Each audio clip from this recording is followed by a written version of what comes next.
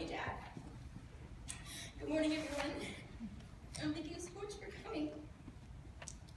My name is Michal, and today we celebrate the life of my father, Joe. Upon hearing of my father's diagnosis this past summer, I began to think more deeply about who my father was and what made him him, and what I might miss about my dad. Of course, the simple things came to mind at first. His laugh, his cry, how he snored. He snored so loud, guys, so loud. And I began to hear his knees crack as he walked up and down the stairs. And I remember he set his arm down on the table. For some reason, it was like he let down a ton of bricks or something. It was so heavy. Just bang. Anyway, so then there are little memories. Memories of being in Stillwater, of being in Dixon, and in Colorado. Little memories of him critiquing how I played the piano. He would teach me to fix things, and memories of him tinkering in the garage. He used to call me Mike and his muscle woman. Little memories of him with his grandchildren, and I was wanting to be with them when he wasn't. But when the memories fade, what's left? There are so many memories that I let slip away. So many memories that I never thought were important enough to retain. So when those memories are gone, I wondered what I would have left of my father.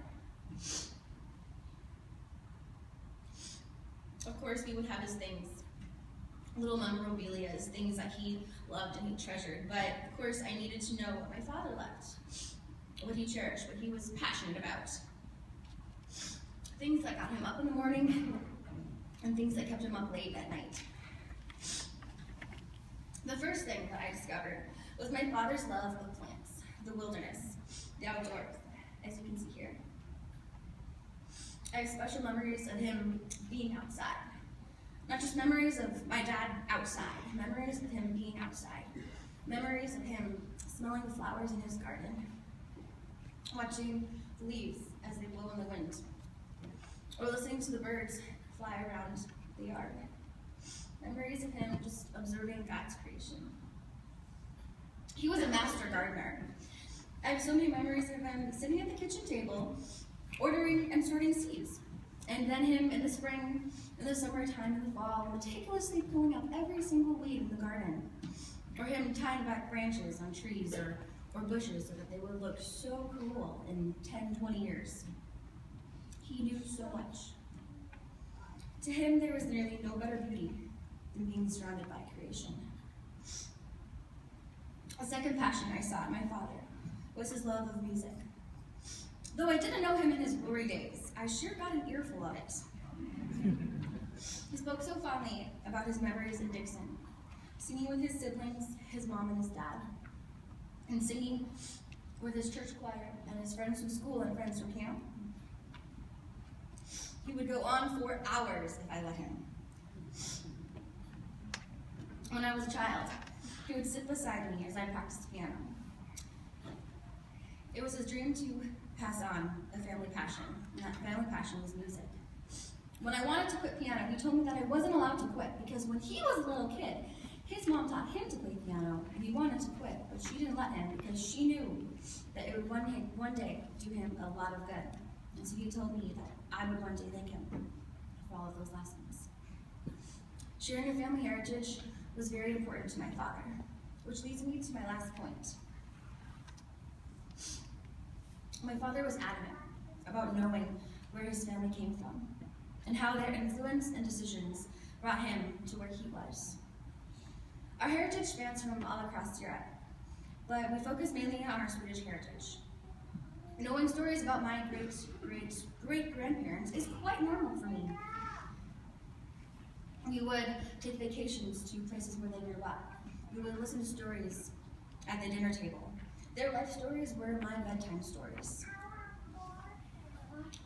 Keeping his loved ones' memories alive was very important to him. It's almost the concept of carrying on a legacy. or keeping that person alive as to continually learn from and be influenced by them. For example, before my father's grandmother Linnea passed away, my dad promised her he would visit her tombstone and cut up the grass that overgrew through the tombstone as a physical sign that she was not forgotten, that she would be remembered. It frightens me that I might forget those simple memories, those occasions, those little things with my dad. But it strengthens me to know that while I'm only 22 years old, I can already see his fingerprints shaping my passions and who I might be. I too have a passion for writing, a passion for music, and a passion to know my heritage and the stories of the people who brought me here. It's comforting to know that though my father is gone, he influenced his loved ones with these passions and left behind a family legacy of gardeners, artists, and heritage which will continue through us.